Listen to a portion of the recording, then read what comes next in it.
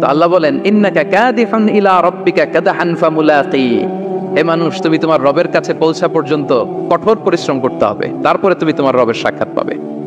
তার মানে এই দুনিয়াটা হচ্ছে পরিশ্রমের জায়গা প্রিয় ভাইরা। এখানে পরিশ্রম না করলে সফলতার দেখা মিলে না। বাঁচতে হলে, সারভাইভ করতে হলে, টিকে থাকতে হলে আপনাকে পরিশ্রম করতে হবে। এই পৃথিবীতে কেউ কাউকে জায়গা করে দেয় না, এখানে জায়গা করে নিতে হয়, ঠিক কিনা বলেন? আপনি যদি পরিশ্রম করেন, পরিশ্রমে যে ঘাম ঝরে শরীর থেকে, পরিশ্রমের ঘামে জন্ম নেয় সফলতার বীজ। আপনি যখন হাড় ভাঙা পরিশ্রম করবেন, এই পরিশ্রমে যে লোনা পানি বেরোবে, যে ঘাম বেরোবে, এই ঘামেই জন্ম নেয় সফলতার বীজ। এবং সফলতার কোনো শর্টকাট হয় না প্রিয় ভাইরা।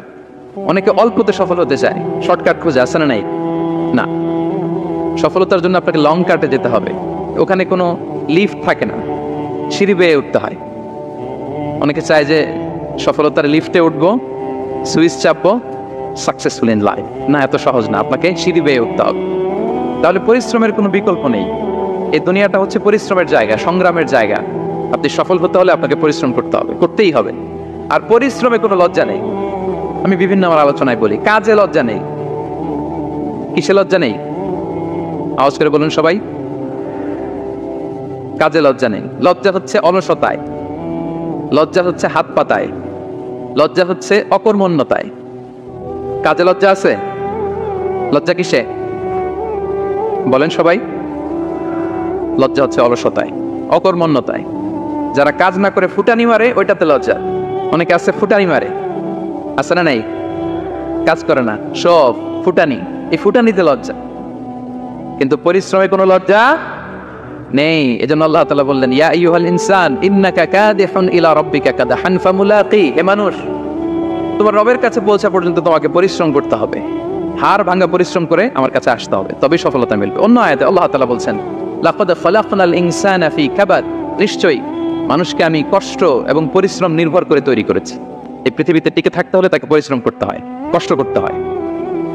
এবং দুনিয়ার এই সাইকেলটা যদি দেখেন, দিন এবং রাতের যে সাইকেল, রাতকে আল্লাহ বানিয়েছেন ঘুমের জন্য, রেস্ট নেওয়ার জন্য, বিশ্রামের জন্য। আর দিনকে আল্লাহ বানিয়েছেন কর্মচঞ্চল করে, কাজের জন্য।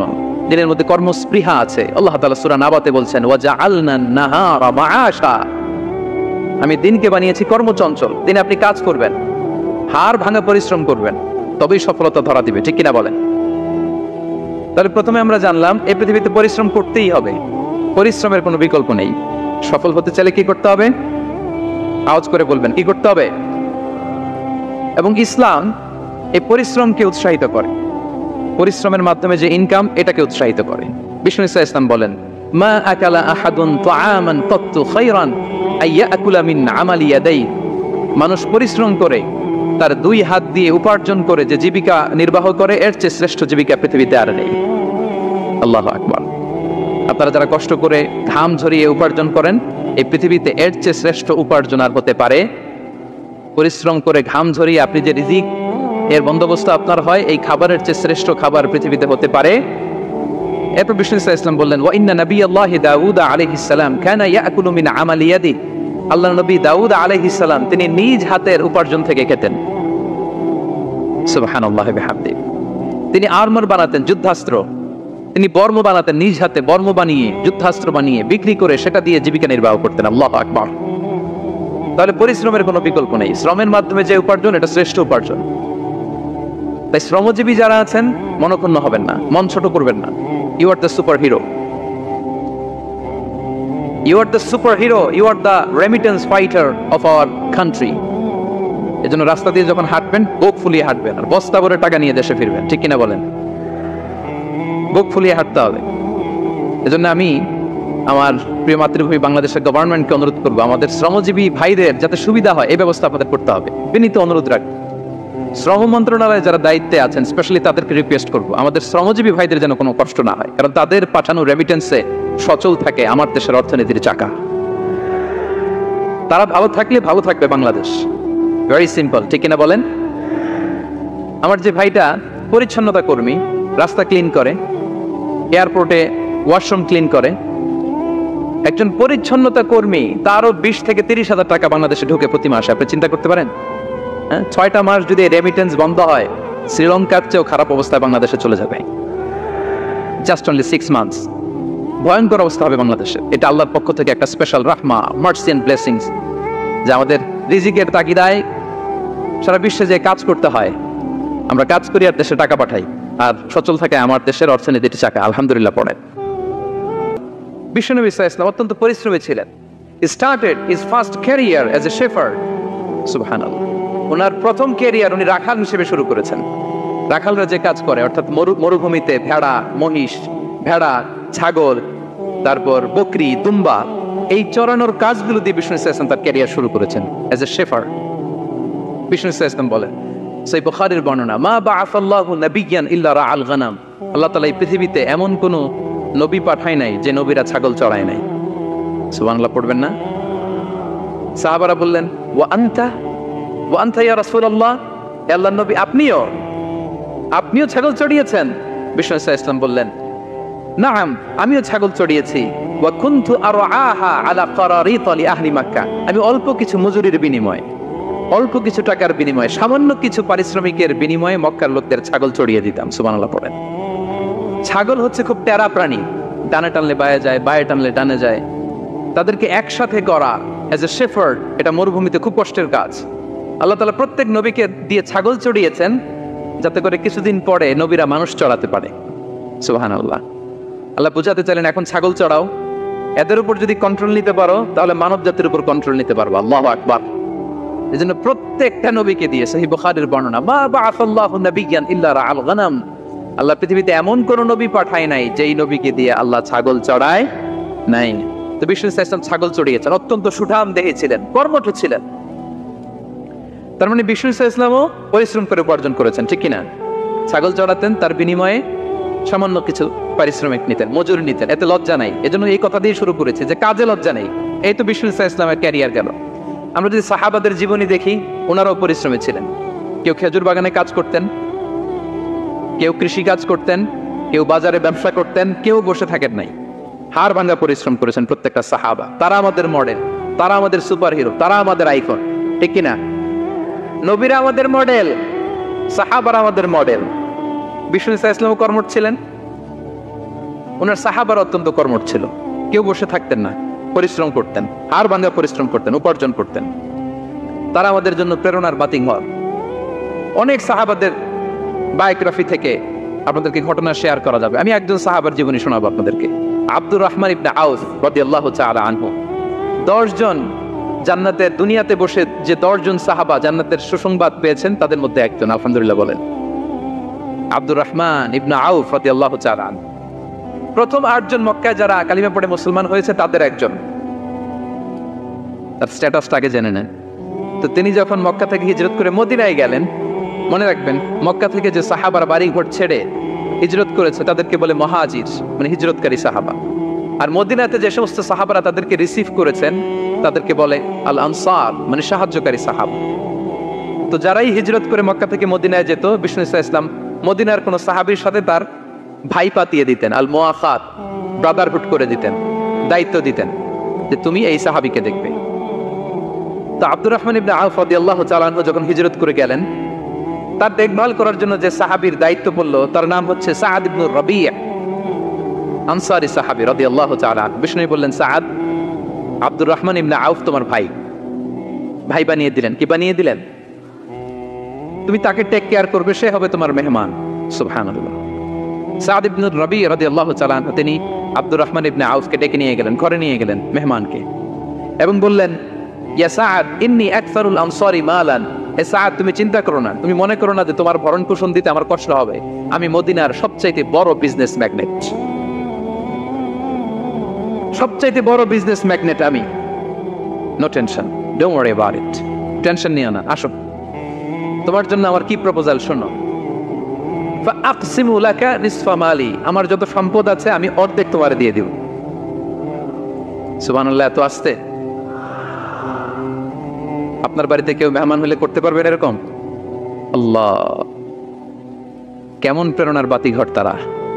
ফাআকসিমু নিসফা মালি, আব্দুর রহমান ইবনে আউফ, আমার অর্ধেক সম্পদ তোমারে দিয়ে দিব। এখানেই শেষ না, এরপর বলতে লাগলেন, আমার অনেকগুলো স্ত্রী আছে, তুমি কোথায় যে মেয়ে খুঁজবা, প্রস্তাব দিবা, এত ঝামেলার দরকার নেই।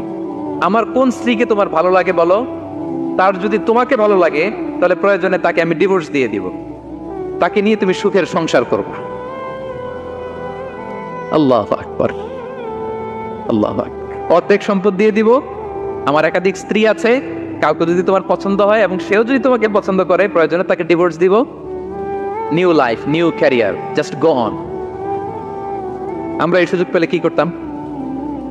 সাথে সাথে অর্ধেক সম্পদ নিয়ে নিতাম, ঠিক কিনা? আব্দুর রহমান ইবনে আউফ, প্রেরণার বাতিঘর, উনি কি করলেন? উনি বললেন, লা হাজাতা লি ফি যালিক। আমার ভাই, তুমি যে বলছো সাদ ইবনে রবি, তুমি যে এত চমৎকার প্রপোজাল দিয়েছো, এতেই আমি খুশি, তোমার কোনো কিছুর আমার দরকার নাই। বারাকাল্লাহু লাকা ফি আহলিকা ওয়া মালিক, আল্লাহ তোমার সম্পদেও বরকত দেখ, আল্লাহ তোমার পরিবারেও বরকত দেখ। তবে একটা কষ্ট করতে হবে, সেটা কি? আব্দুর রহমান ইবনে আউফ বললেন, দুল্লানি ইলা সুক, just show me the way to market. মদিনার বাজারটা কোথায় এটা একটু দেখায় দাও। আমি নতুন মানুষ, পথঘাট চিনি না। দুল্লানি ইলা সুক, just show me the way to market of Medina. মদিনার বাজারটা কোন রাস্তায় একটু দেখায় দাও। আল্লাহু আকবার। সাদ ইবনে রবি বললেন, এই তো মদিনার বাজার। উনি যে কিছু ঘি কিনলেন, পনির কিনলেন, কিনে বিক্রি করলেন, প্রফিট করলেন। ওই প্রফিট দিয়ে আরো বেশি করে কিনলেন, আবার বিক্রি করলেন, প্রফিট, আবার বিক্রি করলেন, প্রফিট। এই কেনা বেচা করতে করতে 1-2 মাসের মধ্যে উনি মদিনার one of the biggest business magnate হয়ে গেলেন। আল্লাহু আকবার। কি হাড় ভাঙা পরিশ্রমী না তারা করেছেন। একেবারে রেডি ক্যারিয়ার ছিল, গেলাম সবচেয়ে বড় বিজনেসম্যানের অর্ধেক সম্পত্তি পেয়ে গেলাম। He didn't accept the ready career, rather he made his own path with his own endeavor. নিজের চেষ্টায়, নিজের পরিশ্রমে, নিজের ঘাম ঝরিয়ে নিজের ক্যারিয়ার তৈরি করেছেন। চিল্লায় বলেন ঠিক কিনা? This is the biography of Abdur Rahman ইবনে আউফ রাদিয়াল্লাহু তাআলা আনহু। সাহাবারা কতটা পরিশ্রম করেছেন, তার মানে বিশ্বনবী পরিশ্রমী ছিলেন, সাহাবারা পরিশ্রমী ছিলেন। এবং বিষ্ণু ইসা ইসলাম পরিশ্রম করতে বলতেন সবাইকে, হাত পাততে নিষেধ করতেন, কারণ দারিদ্রতা বড্ড ভয়ঙ্কর। দারিদ্রতা যার আসে সে বোঝে। বাংলা একটা কথা আছে, অভাব যখন দরজায় এসে দাঁড়ায়, ভালোবাসা তখন। হ্যাঁ, সবার মুখস্থ, দেখছেন? অভাব যখন দরজায় এসে দাঁড়ায়, ভালোবাসা তখন জানলা দিয়ে পালায়। দারিদ্রতা ঈমান কেড়ে নেয়। আপনি পার্বত্য চট্টগ্রামের অবস্থা জানেন? আমাদের বাংলাদেশের পাহাড়ি এলাকার অবস্থা জানেন? ওখানে আমাদের গরিব মুসলিম ভাইদেরকে সামান্য কিছু টাকা পয়সা দিয়ে ওদেরকে খ্রিস্টান বানিয়ে ফেলতেছে মিশনারি গুলো। এই খবর তো আমরা রাখি না। দারিদ্রতা বড্ড ভয়ঙ্কর। এজন্য বিষ্ণু ইসলাম দারিদ্রতা থেকে আল্লাহর কাছে পানাহ চাইতেন। তিনি বলতেন, আল্লাহুম্মা ইন্নী আউযু বিকা মিনাল ফাকরি ওয়াল কিল্লাতি ওয়াদ-দিল্লা। ও আল্লাহ, I seek refuge with you from poverty, from insufficiency and humiliation. ও আল্লাহ, আমি তোমার কাছে দারিদ্রতা থেকে পানাহ চাই। ও আল্লাহ, আমি তোমার কাছে স্বল্পতা থেকে পানাহ চাই। ও আল্লাহ, আমি তোমার কাছে লাঞ্ছনা থেকে পানাহ চাই। পড়েন আমিন। এই দোয়াটা বেশি বেশি পড়বেন। আল্লাহুম্মা ইন্নী আউযু বিকা মিনাল ফাকরি ওয়াল কিল্লাতি ওয়াদ-দিল্লা। হে আল্লাহ, আমি দারিদ্রতা থেকে পানাহ চাই। আল্লাহ, স্বল্পতা থেকে পানাহ চাই। আল্লাহ, লাঞ্ছনা থেকে পানাহ চাই। সবাই পড়ুন আমিন।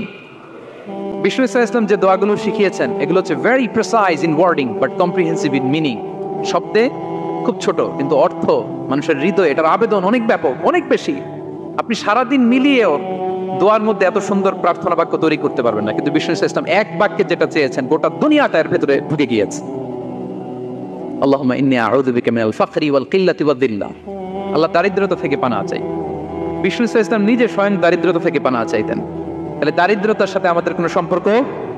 আমরা পরিশ্রম করব, আমরা কাজ করে খাবো, কাজে কোনো লজ্জা নেই। লজ্জা অলসতায়, চিল্লায় বলেন ঠিক কিনা? এবং বিষ্ণু ইসলামের কাছে কেউ যদি হাত পাততো, যদি দেখতেন তার কাজ করার যোগ্যতা আছে, বিষ্ণু ইসলাম ভিক্ষা দিতেন না, কাজে উৎসাহিত করতেন, ভিক্ষাবৃত্তিকে অনুৎসাহিত করতেন। এক যুবক এসে হাত পাতালো, বিষ্ণু ইসলাম আমার কিছু দেন। নই বললেন, তুমি তো শক্ত সামর্থ্য মানুষ, বাসায় কি আছে বলো? সে বলে, আমার বাড়িতে একটা পানি খাওয়ার জগ আছে আর একটা চাদর আছে। বিষ্ণু ইসলাম বললেন, নিয়ে আস। সে নিয়ে আস। এবার বিষ্ণু ইসলাম চাদর আর জগ দুইটা নিয়ে সাহাবাদেরকে বললেন, মাইয়াশতারি হাদাইন, কে কিনবে? অকশন চিনেন? অকশন, অকশনে কি করে? নিলামে দাম তোলে না? রাসূল সাল্লাল্লাহু আলাইহি ওয়াসাল্লাম তার চাদর আর জগটা নিলামে তুললেন। এই কে কিনবে? মাইয়াশতারি হাদাইন, মাইয়াশতারি হাদাইন। একজন বলল, ফাকালা রাজুল আনা আখিযুহুমা বিদিরহাম, ইয়া রাসূলুল্লাহ, আমি 1 দিরহামে কিনবো। কয় দিরহাম? বিষ্ণু বললেন, 1 দিরহাম, 1 দিরহাম, 1 দিরহাম। মানে এর চেয়ে কেউ বাড়াবে কিনা? মাইয়াজিদু আলা যালিক, এর চেয়ে বাড়ায় দিবা কে? আরেক সাহাবী বলল, ইয়া রাসূলুল্লাহ, আমি 2 দিরহামে কিনবো। 2 দিরহাম, 2 দিরহাম, 2 দিরহাম। আর বাড়ে না। বিষ্ণু ইসলাম তার কাছে 2 দিরহাম দিয়ে বিক্রি করে দিলেন। 2 দিরহাম নিয়ে যুবককে বললেন, নাও, এই 1 দিরহাম দিয়ে কিছু খাবার কিনে তোমার ফ্যামিলিকে দিয়ে আস, আরেক দিরহাম দিয়ে একটা কুঠার কিনে নিয়ে আস। তো এই যুবক কুঠার কিনে আনলো। ফাওয়াদাআ লাহু আর-রাসূল সাল্লাল্লাহু আলাইহি ওয়াসাল্লাম ইয়াদান, রাসূল সাল্লাল্লাহু আলাইহি ওয়াসাল্লাম নিজ হাতে ওই কুঠারের একটা হাতল লাগাই দিলেন কাঁধে। শুধু কুঠার দিয়ে তো হবে না, একটা হাতল থাকতে হবে না? বিষ্ণু সাল্লাল্লাহু আলাইহি ওয়াসাল্লাম ওনার মোবারক হাতে, বরকতময় হাতে ওই কুঠারে একটা হাতল লাগাই দিলেন।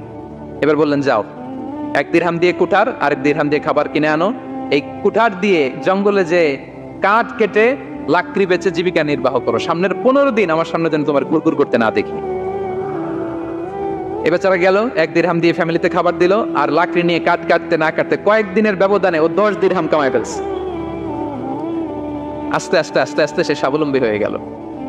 এরপর একবার বিষ্ণু সাল্লাল্লাহু আলাইহি ওয়াসাল্লামের কাছে আসছে। বিষ্ণু সাল্লাল্লাহু আলাইহি ওয়াসাল্লাম তারে বলে, মানুষের কাছে হাত পাতার চেয়ে, দুয়ারে দুয়ারে ভিক্ষা করার চেয়ে তোমার মতো এরকম কাঠ কেটে, জঙ্গলে কাঠ কেটে বাজারে বিক্রি করা অনেক ভালো। আল্লাহু আকবার। এই হচ্ছে বিষ্ণু সাল্লাল্লাহু আলাইহি ওয়াসাল্লামের ক্যারেক্টারিস্টিক্স। তিনি ভিক্ষাবৃত্তিকে অনুৎসাহিত করতেন। এই যে গল্পটা, what is the moral of the story? কি শিখলাম? 1 নম্বর যেটা শিখলাম, তিনি কাজ করে খেতে উৎসাহিত করেছেন। চাইলেই বিষ্ণু সাল্লাল্লাহু আলাইহি ওয়াসাল্লাম ওই 2টা জিনিস বিক্রি করে 2 দিরহাম দিয়ে বলতে পারতেন, যাও 2 দিরহাম দিয়ে খাবার কেনো। ওই বেলা খেয়ে রাতের বেলা আরেক দুয়ারে যে ভিক্ষা করতো, ঠিক কিনা বলেন? কথা বুঝতেছেন? 2 দিরহাম দিয়ে যদি খাবার কিনতো, তো দুপুরে খেয়ে রাতে কি করতো? আবার হাত পাততো। সেটা করে নাই, কাজ করে খেতে উৎসাহিত করেছেন এবং স্থায়ী সমাধান করে দিয়েছেন। কারণ কাজ কাজই, কাজে কোনো ছোট বড় নাই। আছে? কাজে কোনো ছোট বড় আছে না। তাহলে ইসলাম আমাদেরকে পরিশ্রমী হতে শেখায়, কর্মমুখী হতে শেখায়। ইসলাম কতটা কর্মমুখী ধর্ম দেখেন। বিষ্ণু ইসলাম বলেন, ইন কামাতিস সাআ ওয়া ফি ইয়াদি আহাদিকুম ফাসিলা, কেউ যদি দেখে কিয়ামত হয়ে যাচ্ছে, কি হয়ে যাচ্ছে? সবাই বলুন। কেউ যদি দেখে কিয়ামত হয়ে যাচ্ছে আর তার হাতে একটা চারা বীজ আছে, গাছের চারা। কি আছে? গাছের চারা। সে গাছের চারা রোপণ করতে গেছিল, ওদিকে যায় দেখে কিয়ামত শুরু হয়ে গেছে। বিষ্ণু নবী বলেন, ফাইন ইসতাতাআ আন লা তাকুমা হাত্তা ইয়াগরিসাহা ফালইয়াগরিসহা, সে যদি পারে কিয়ামত হওয়ার আগেই ওটা রোপণ করে দিতে, সেজন্য তাড়াতাড়ি করে রোপণ করে দেয়। আল্লাহু আকবার। ইসলাম কতটা কর্মমুখী ধর্ম। কিয়ামত শুরু হয়েছে, বিষ্ণু বলেন তার উপর কিয়ামত আসার আগে সে যদি চান্স পায়, চারা বীজটা যেন রোপণ করে দেয়। আর আমরা এখন আখিরুজ জামান, দাজ্জাল আসবে, কিয়ামত হয়ে যাবে, 2025 সালেই হবে, এগুলো বলে কাজকর্ম সব বন্ধ করে দিচ্ছে। এরকম ডাকাইত আছে না নাই? হ্যাঁ বলেন, আছে না নাই? তা আখিরুজ জামান কি আপনারা এটা শিখায়, এই লেসন শিখায়? আখিরুজ জামান আসবে, দাজ্জাল আসবে, তো আপনার সমস্যা কি? দাজ্জাল আসবে দেখেই তো আপনাকে বিজনেস করে এমন টাকা কামাইতে হবে যাতে করে দাজ্জাল আসলে আমি আমার অর্থ দিয়ে মুজাহিদিন ভাইদেরকে সহায়তা করতে পারি। তা আসেন বিষ্ণু ইসলামের যে খাদেম, কর্মচারী, তারা একটু জিজ্ঞেস করি বিষ্ণু ইসলামের আচরণ কেমন ছিল। বিষ্ণু ইসলামের খাদেমের নাম হচ্ছে আনাস রাদিয়াল্লাহু আনহু। আলহামদুলিল্লাহ, খাদিম রাসূলুল্লাহ, বিষ্ণু ইসলামের খাদেম। আসেন ওনাকে জিজ্ঞেস করি যে বিষ্ণু ইসলামের আচরণ কেমন ছিল। আনাস রাদিয়াল্লাহু তাআলা আনহু বলেন, খাদিমতুন নবিয়্যা 10 সিনিন, আমি বিষ্ণু ইসলামের 10 বছর খেদমত করেছি। 1-2 বছর না, 10 বছর বিষ্ণু ইসলামের খেদমতে আমি নিয়োজিত ছিলাম। ফামা ক্বালা লি লিমা সানা'তা ওয়ালা লিমা লা সানা'তা, 10 বছরের মধ্যে একদিনও কখনো বলে না, এ আনাস এটা কেন করলা, এ আনাস এমনটা কেন হলো, এটা কেন করলা না, একদিনের জন্য বলে নাই। কেন এটা করছো, কেন এটা করো নাই, এরকম কোনো প্রশ্ন আমাকে কোনোদিন করে নাই। সুবহানাল্লাহ। আনাস রাদিয়াল্লাহু তাআলা কি ভুল করেন নাই? করছেন। ছোট মানুষ তো, একেবারে ছোট বাচ্চা ছিলেন। ওনার আম্মা যখন আনাস রাদিয়াল্লাহু তাআলাকে নিয়ে আসছে, বিষ্ণু ইসলাম মক্কা থেকে হিজরত করে মদিনায় আসলেন, সবাই বিশ্বনবীকে ঘিরে ধরলো, সবাই বিশ্বনবীকে সালাম দেয়, মুসাফা করে, হাদিয়া দেয়। আনাসের মা চোখের পানি ছাড়ে, বিশ্বনবীর কাছে লজ্জায় এসে বলে, ইয়া রাসূলুল্লাহ, সবাই আপনাকে উপহার দেয়, সবাই আপনাকে হাদিয়া দেয়, আমি আপনারে কি হাদিয়া দেব? হাদিয়া দেওয়ার মতো কিছু নাই আমার এই কলিজার টুকরা আনাস ছাড়া, আমি আনাসকেই আপনারে হাদিয়া দিয়ে দিলাম। ইয়াখদুমুকা ইয়া রাসূলুল্লাহ, এ নবী, আনাস আপনার খেদমত করবে, আপনার ওযুর পানি এনে দিবে, আপনার মেসওয়াকটা এনে দিবে, আপনার জুব্বাটা এনে দিবে, আমি আমার কলিজার টুকরা, আমার নাট ছেঁড়া ধন আনাসকেই আপনারে উপহার দিয়ে দিলাম। আনাস রাদিয়াল্লাহু তাআলা বিষ্ণু ইসলামের সাথে থাকতেন, ওযুর পানি এনে দিতেন, জামা এনে দিতেন। বিষ্ণু বলেন, আনাস আমার ওই জুব্বাটা নিয়ে আসো। ছোট্ট আনাস জুব্বা আনতে যে মদিনার বাচ্চারা খেলতেছে, আমাদের দেশে যে খেলে, কুতকুত খেলে, চারা খেলে, এইটা খেলে, সেইটা খেলে, ওই খেলাধুলা দেখে নবীর জামা আনার কথা উনি ভুলে গেলেন, বাচ্চাদের সাথে দাঁড়িয়ে খেলা দেখতে আরম্ভ করলেন। এখন সময় গড়িয়ে অনেক হয়ে গেল, আনাসও আসে না, জুব্বাও আসে না। ঘটনা কি? বিষ্ণু ইসলাম বললেন, যাই নিজের জামা নিজে নিয়ে আসি। তো বের হলেন, যে দেখে সর্বনাশ, আনাসকে পাঠাইছি জুব্বা আনতে, আনাস দেখি এদিকে খেলার মধ্যে মগ্ন হয়ে আছে। বিষ্ণু ইসলাম কিছুই বললেন না, চুপ করে যে উনিও আনাসের পিছনে এভাবে দাঁড়িয়ে রইলেন, কিছুই বলে না। তো আনাস খেলা একবার এদিকে দেখে, একবার ওদিকে দেখে, একবার এদিকে ঘুরতে ঘুরতে হঠাৎ দেখে পিছনে কে? স্বয়ং বিশ্বনবী। আল্লাহ, বিশ্বনবীর দেখে তো আনাস রাদিয়াল্লাহু তাআলার কলিজাটা এখানে চলে আসছে ভয়ে। হায় হায়, আজকে খবর আছে। হায় হায়, ওনারা যুদ্ধ ভাঙতে বলছিল, আমি কি কাজ করলাম? ভয়ে আটকে উঠছে। বিষ্ণু ইসলাম ধমক দেয় নাই, পিট্টি দেয় নাই, কিছু করে নাই, শুধু একটা মুচকি হাসি দিয়েছে। আনাস রাদিয়াল্লাহু তাআলা আনহু বলে, বিশ্বনবীর সেই দিনের মুচকি হাসির শাসন মৃত্যুর আগ পর্যন্ত আমাকে সোজা রাস্তায় রেখেছে, আর ডানে বায়ে করি নাই কোনোদিন। তার মানে শাসন করতে জানলে ব্যাট মারা লাগে না, শাসন করতে জানলে গায়ে হাত তোলা লাগে না, শাসন করতে জানলে মুচকি হাসি দিয়েও শাসন করা যায়, ঠিক কিনা বলেন? বিশ্বনবীর মুচকি হাসির শাসন আনাস রাদিয়াল্লাহু তাআলা আনহুকে আজীবন সোজা রাস্তায় রেখেছে। তাহলে শ্রমজীবীদেরকে বিষ্ণু ইসলাম কতটা সম্মান করতেন, শ্রদ্ধা করতেন, ভালোবাসতেন, বুঝতে পারছেন সবাই? প্রিয় ভাইয়েরা, লেবার রাইটস ইন ইসলাম, ইসলামের শ্রমিকের অধিকার। শ্রমিকদেরকে ইসলাম কমপক্ষে 7টা অধিকার দিয়েছে। কয়টা? 1 নাম্বার, ইসলাম একজন শ্রমিককে প্রথম যে অধিকারটা দিয়েছে সেটা হচ্ছে কাজ শেষে, শ্রম শেষে তার পারিশ্রমিকের অধিকার, মজুরি পাওয়ার অধিকার, কাজ শেষে বেতন পাওয়ার অধিকার। কাজ করেছেন তো আপনি বেতন পাবেন, এটা আপনার অধিকার। বেতন বা পারিশ্রমিক এটা একটা কর্মজীবীর অধিকার। আপনার কোম্পানির মালিক যে আপনার বেতন দেয়, এটা কি দয়া করে? করুণা। তো এটা যদি করুণা হয়, সে যে আপনার কাজ করে দেয়, এটাও তো করুণা, এটা তো আর বড় করুণা। কি বলেন?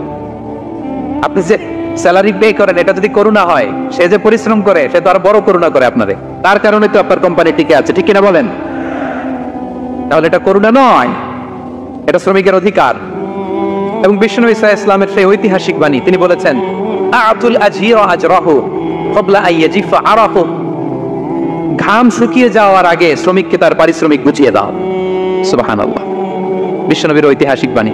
এখন জাতিসংঘ আমাদেরকে শিখায় যে শ্রমিকের মজুরি দিতে হবে, অন টাইমে দিতে হবে, স্যালারি দিতে হবে, এই করতে হবে, সেই করতে হবে। মানবাধিকারের কর্মীরা আমাদেরকে শিখায়, তারা শিখানোর 1500 বছর আগে বিষ্ণু ঈসা ইসলামের ঐতিহাসিক বাণী, তিনি বলেছেন, আতুল আজীরা আজরাহু ক্বাবলা আইয়াজিফা আরাহু, শ্রমিকের ঘাম শুকাবার আগে তার মজুরি পেমেন্ট করে দাও।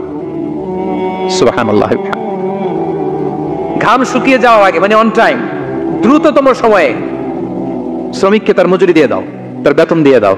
যারা শ্রমিককে তার পারিশ্রমিক অন টাইমে দেয় না, স্যালারি অন টাইমে পে করে না, টালবাহানা করে, গরিমসি করে, তাদের ব্যাপারে বিষ্ণু ঈসা ইসলাম কি বলেন? বিষ্ণু বলেন, 3 শ্রেণীর ব্যক্তি, সালাসাতুন আনা খাসমুহুম ইয়াউমাল কিয়ামা, 3 শ্রেণীর ব্যক্তির বিরুদ্ধে আমি বিশ্বনবী কিয়ামতের দিন আল্লাহর কাঠগড়ায় মামলা দায়ের করব।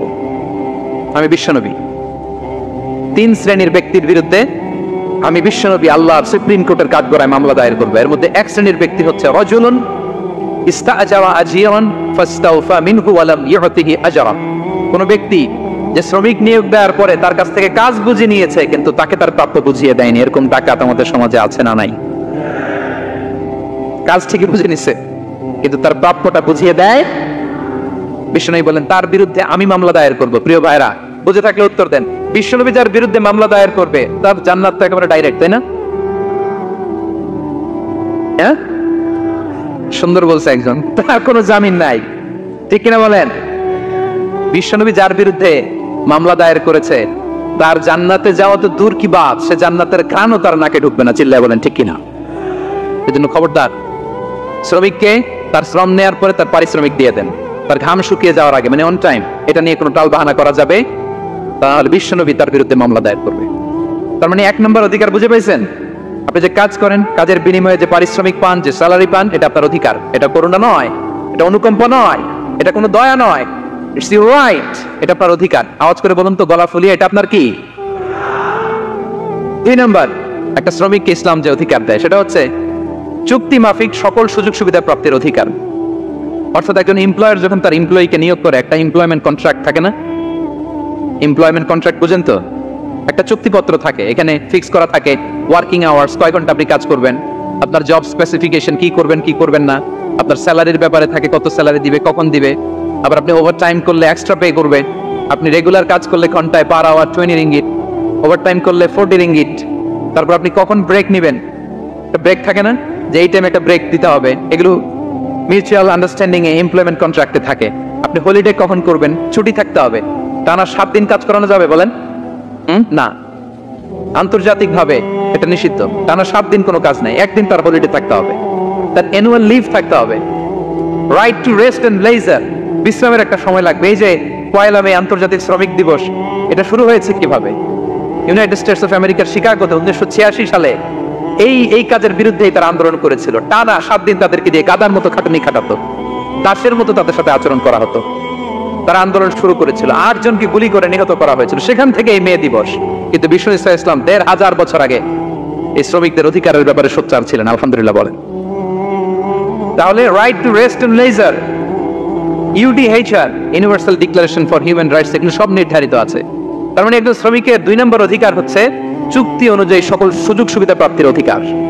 আপনার চুক্তি করছেন, আপনি এটা দিবেন, কিন্তু কাজের পরে আপনি ফ্যাসিলিটি দিচ্ছেন, এটা করা যাবে? বলেন, করা যাবে? আল্লাহর কোরআন কি বলছে শুনুন। আল্লাহর কোরআন বলে, ইয়া আইয়ুহাল্লাযীনা আমানু আউফু বিল উকুদ, O you who believe fulfil your contract, ও বিশ্বাসীরা তোমরা তোমাদের চুক্তি পূর্ণ করো। ওয়া আউফু বিল আহদি ইন্নাল আহদা কানা মাসউলা, তোমরা যে কমিটমেন্ট করেছো, যে কন্ট্রাক্ট করেছো, এই চুক্তি তোমরা পূর্ণ করো। তা না হলে কিয়ামতের কঠিন ময়দানে এই চুক্তির ব্যাপারে, কন্ট্রাক্টের ব্যাপারে, এই এগ্রিমেন্টের ব্যাপারে আপনারা জিজ্ঞেস করবে কে? তাহলে যা চুক্তি করেছেন সুযোগ সুবিধা, তাই আপনাকে দিতে হবে। মালিক ভাইয়েরা মনে থাকবে তো নাকি? এগ্রিমেন্টে যা যা বলেছেন, যা যা লিখে সিগনেচার করেছেন, তাই আপনাকে দিতে হবে। আদেশটা কার? সবাই বলুন। আপনি মন চাইলে হায়ার করবেন, আর পরের দিন ফায়ার করবেন, এরকম করা যাবে? হ্যাঁ, চাইলে হায়ার ফায়ার, মন যা চায় তা করবেন, এটা করা চলবে না। তাহলে 2টা অধিকার গেল। 3 নম্বর, একজন শ্রমিককে ইসলাম যে অধিকার দিয়েছে সেটা হচ্ছে সুন্দর আচরণ পাবার অধিকার। তিনি আপনার ফ্যাক্টরির ওয়ার্কার, আপনার স্টাফ, এজন্য যা মনে চায় তা আচরণ করবেন, দাসের মতো আচরণ করবেন। এটা করা যাবে? আওয়াজ করে বলেন, করা যাবে? বিশ্ব ইসলাম ইন্তেকালের আগে পুরা উম্মাহকে 2টা বিষয় ওসিয়ত করেছেন। আওয়াজ করে বলুন তো কয়টা? 1 নম্বর হচ্ছে নামাজ। 1 নম্বর কি? আসসালাত। আসসালাত, রুকু বের হওয়ার আগে, ইন্তেকালের আগে বিষ্ণু বলেন আসসালাত, সালাত, নামাজ। নামাজ, উম্মতেরা নামাজের ব্যাপারে সতর্ক হও। 2 নম্বর তিনি বলেছেন ওমা মালাকাত আইমানুকুম, তোমাদের অধীনস্থ যারা আছে তাদের ব্যাপারে সচেষ্ট হও, তাদের প্রতি সদয় হও, তাদের সাথে খারাপ আচরণ করো না। এটা কখন বলছেন? জুমার খুতবার সময়, সাহাবীদের সাথে গল্প করার সময়, বিবিদের সাথে আলোচনার সময়। কখন? Just right before his death, এখনই রুকু বেরোবে, ইন্তেকালের আগে তিনি বলেছেন উম্মতেরা আসসালাত, নামাজ, উম্মতেরা ওমা মালাকাত আইমানুকুম, তোমাদের কর্মচারীদের সাথে খারাপ আচরণ করো না। তাহলে 3 নম্বর হচ্ছে শ্রমিকদের সুন্দর আচরণ পাবার অধিকার, তাদের সাথে খারাপ আচরণ করা যাবে না। বিশ্ব ইসলাম শ্রমিকদের রাইটস, অধিকারের ব্যাপারে এতটা সোচ্চার ছিলেন, বিদায় হজের মতো, বিদায় হজের যে বাণী, যে ভাষণ, এই ঐতিহাসিক ভাষণেও বাদ যায়নি শ্রমজীবীদের কথা। সুবহানাল্লাহ পড়েন। বিদায় হজের ভাষণে বিষ্ণু বলেছেন, আরে কাকুন, আরে কাকুন আতইমুহুম মিম্মা তাকুলুন ওয়াকসুহুম মিম্মা তালবাসুন। খবরদার ও আমার উম্মতেরা, এই ভাষণের পরে আর বড় কোনো ভাষণ আমার পক্ষ থেকে তোমরা পাবে না। তোমাদের কর্মজীবী, তোমাদের শ্রমিক, তোমাদের ওয়ার্কার, তোমাদের স্টাফদের ব্যাপারে সাবধান থাকো। তোমরা যা খাবে তাদেরও তা খাওয়াও, তোমরা যা পড়বে তাদেরও তা পড়তে দিবে, তাদের প্রতি তোমরা সদয় হবে। বিদায় হজের বাণী তো বিশ্ব ইসলাম আপনাদের কথা বলে নাই। আলহামদুলিল্লাহ পড়েন। কি রহমতের নবী ছিলেন, কি মায়ার নবী ছিলেন, শ্রমজীবীদের কি বিশ্ব ইসলাম এতটা ভালোবাসতেন। তাহলে 3 নম্বর যে অধিকার ইসলাম একজন শ্রমিককে দেয় সেটা হচ্ছে সুন্দর আচরণ পাওয়ার অধিকার। দেখবেন যে মালিক বা যে এমপ্লয়ার ভালো আচরণ করে, সব শ্রমিককে তাকে ভালোবাসে, তার জন্য দোয়া করে। আপনি মালিক হয়ে অসুস্থ, দেখবেন আপনার ওয়ার্কার গুলো জায়নামাজ বিছিয়ে সেজদায় পড়ে আপনার জন্য কাঁদে, এরকম আছে না নাই? মালিক হলে তো এরকম মালিক হইতে হবে, এমপ্লয়ার হলে তো এরকম হওয়া চাই, ঠিক কিনা বলেন? তাহলে আমরা শ্রমজীবীদের সাথে ভালো আচরণ করবো, পারা যাবে তো ইনশাআল্লাহ? ইনশাআল্লাহ। 4 নম্বর, কর্মক্ষেত্রে নিরাপত্তার অধিকার।